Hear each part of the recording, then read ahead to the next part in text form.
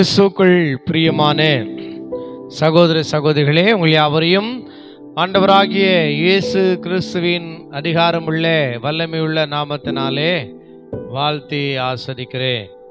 அருமையானவர்களே, இன்றைக்கும் நம்முடைய வாழ்விலே நம்மை குறித்து, நம்முடைய சூழ்நிலைகளை குறித்து அநேக தூற்றி திரிகிறார்களே, ஏளனமாய் பேசுகிறார்களே, அவதூறாய் பேசுகிறார்களே, அற்பமாய் பேசுகிறார்களே என்று சொல்லி நாம் அநேக நேரங்களிலே நாம் சிந்திப்பதுண்டு, யோசிப்பதுண்டு, கலங்குவதுண்டு, கண்ணீர் விடுவதுண்டு.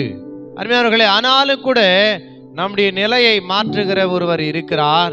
ஆகையினாலே இன்றைக்கு நம்மை குறித்து அநேக காரியங்களை பேசினாலும் நாம் கர்த்தரை குறித்து பேசும் பொழுது நம்மை குறித்து பேசுகிற காரியம் மாறி போகும்.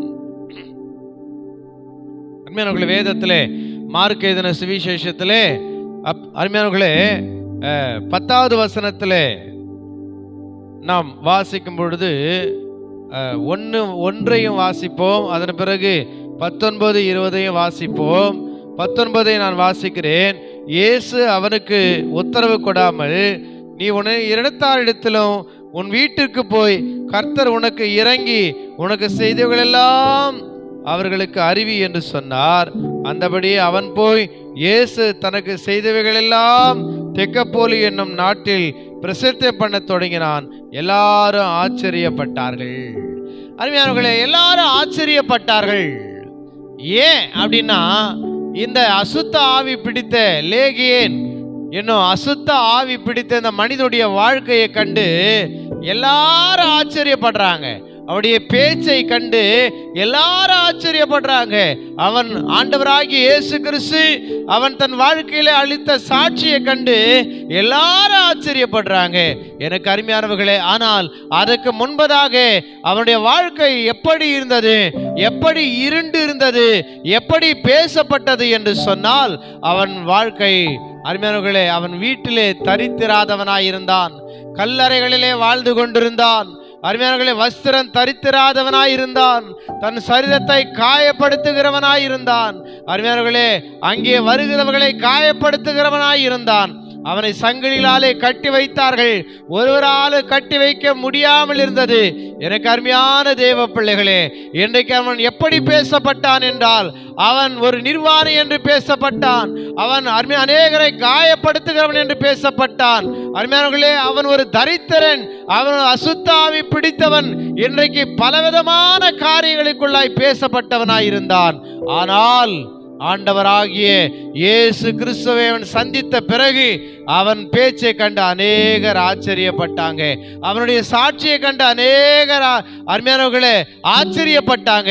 தேவ பிள்ளைகளே, இன்றைக்கு நீங்க உங்க வாழ்க்கையிலே இப்படி அந்த மனிதனை போல உங்களையே நீங்கள் காயப்படுத்துகிறவர்களாய் இருக்கிறீர்களா? இன்றைக்கு வீட்டிலே தரித்திராதவர்களாய் இருக்கிறீர்களா? இன்றைக்கு எப்படிப்பட்ட நிலைமையிலே இருக்கிறீங்க? சத்துரு உங்க வாழ்க்கையிலே உங்களை எப்படி அலகழித்து கொண்டிருக்கிறான், எப்படி உங்களை அலைய செய்து கொண்டிருக்கிறான். அருமையானவர்களே, ஆனாலும் கூட இன்னைக்கு ஆண்டவராகிய இயேசு கிறிஸ்து உங்களை சந்திக்கும்படியாய் வாஞ்சிக்கிறார்.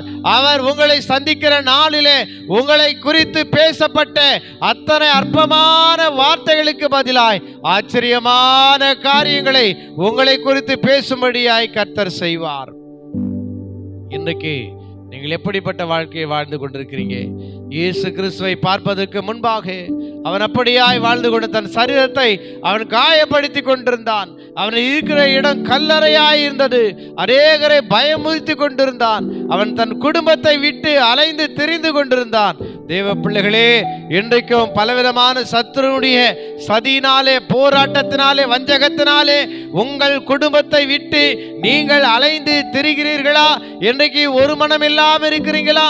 ஆண்டவராகிய இயேசு கிறிஸ்து உங்களை சந்திக்க வந்திருக்கிறார். அவர் சந்திக்க வந்திருக்கிறார். அவருடைய வார்த்தைகள் உங்கள் செவியிலே தொனிக்கிற வேளையிலே உங்களுக்குள்ளே இருக்கிற எல்லா அலைச்சல்களையும் ஆண்டவர் மாற்றி உங்களுக்கு சமாதானத்தை கொடுக்க, உன் ஜனத்தாரிடத்திலே, உன் வீட்டாரிடத்திலே, உன் இனத்தாரிடத்திலே ஆண்டவர் உன்னை கொண்டு போய் சேர்த்து அருமையானவர்களே அநேகர் ஆச்சரியப்படும்படியாய் வழி நடத்துவார். அந்த ஜனத்தார், இனத்தார், வீட்டார் எல்லாரும் அந்த மனுஷன் இங்க வரக்கூடாதுன்னு நினைச்சாங்க. பயம் காயப்படுத்திக் கொள்வான், காயப்படுத்துவான், வஸ்திரங்களை கலைந்து போடுவான், அவமானப்படுத்துவான்.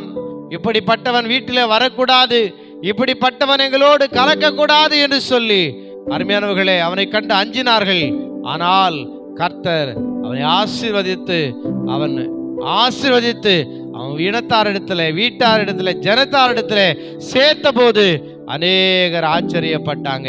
ஒருவேளை அது குடும்பத்தார் நினைச்சிருக்கலாம், ஐயோ இவன் வந்தா இன்றைக்கு நம்ம குடும்பத்தை அவமதிக்க போறானே, இன்றைக்கு நம்ம காயப்படுத்த போறானே.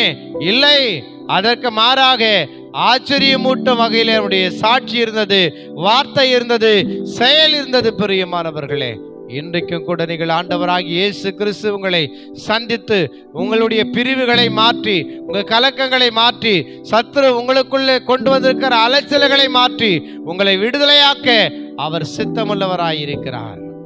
என்னிடத்தில் வருகிறவர்களை நான் புறம்பே தள்ளுவதில்லை என்று சொன்னேன். கர்த்தராகிய இயேசு கிறிஸ்து தாமே உங்களுக்கு சமாதானத்தை அருளி உங்களை விடுதலையாக்கி உங்கள் குடும்பத்தில் உங்களை ஒரு மனதோடு உங்களை அவமானப்படுத்துகிற நோக்கத்தில் பார்க்கிறவர்கள் மத்தியிலே உங்களை ஆச்சரியப்படுத்துகிற வண்ணமாய் ஆண்டவர் மாற்றி உங்கள் குடும்பத்தை உங்களை சேர்த்து உங்களை உயர்த்த வல்லவராயிருக்கிறார். கர்த்தருடைய நாமத்தினாலே உங்களை வாழ்த்துகிறேன், ஆஸ்வதிக்கிறேன். கர்த்தர் உங்களோடு இருப்பாராக. God bless you.